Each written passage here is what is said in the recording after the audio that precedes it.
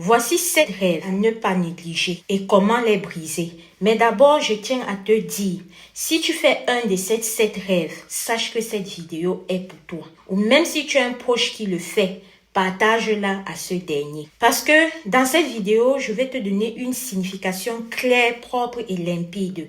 De telle façon que si tu sais, comme j'ai dit, que ça t'arrive vraiment, tu pourras garder cette vidéo histoire de ressavoir le pourquoi quand tu voudras et de refaire ce qui a fait quand tu pourras. 1. Rêver d'avoir les rapports charnels de papa et maman pendant ton sommeil. Si ça t'est déjà arrivé que tu as ce genre de rapport avec un homme ou une femme pendant ton sommeil, sache que c'est un esprit qui vient te souiller. Donc, en un seul mot, tu deviens comme les toilettes dans lesquelles on vient déverser tout ce qui est souillé, tout ce qui est déchet, tout ce qui est MERDE en toi et on vole tes bénédictions et tes grâces. 2.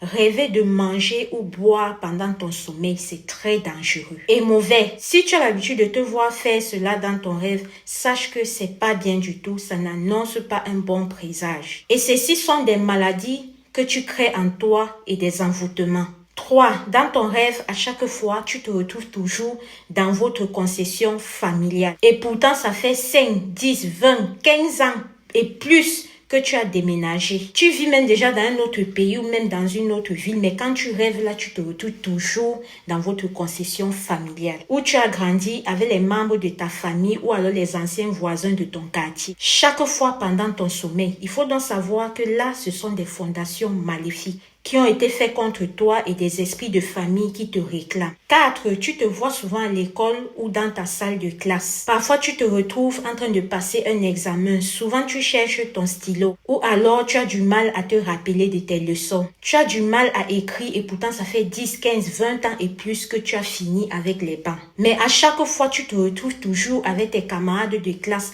en train de faire des examens. Il faut savoir alors que ce rêve-là est un rêve de rétrograde. Ça veut dire que le monde est invisible, ils sont en train de te reculer en arrière. Voilà pourquoi tu vas remarquer généralement que dans ta vie physique, tu fais 2 pas en avant, 1000 pas en arrière. Je n'extrapole pas, 5. Tu te retrouves dans ton sommeil entouré avec les serpents. Ou les serpents qui te poursuivent ou alors le serpent qui te mord. Si tu as l'habitude de faire ce rêve, il faut savoir que le serpent qui te mord est en train d'injecter un poison dans ton corps. Et ce venin va t'amener beaucoup de maladies dans le monde physique. Et tu vas te retrouver ainsi avec plein de maladies dans ton corps. Et parfois, ou du moins le plus souvent, des maladies qu'on n'arrive même pas à soigner à l'hôpital. 6e rêve, tu as souvent l'habitude de te voir pendant ton sommeil en train de voler dans les airs. Comme si tu étais un oiseau. Ce sont les gens de la main noire qui t'utilisent comme un transport en commun.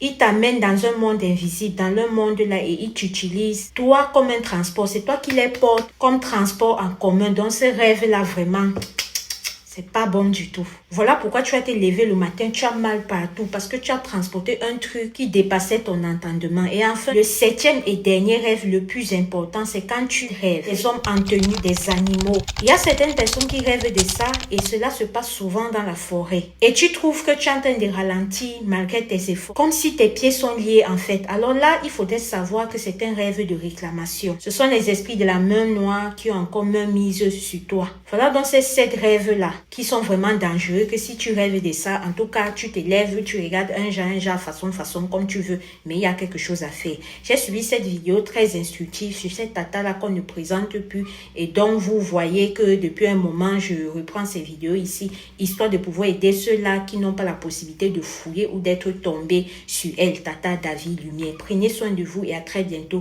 pour une prochaine vidéo. Merci.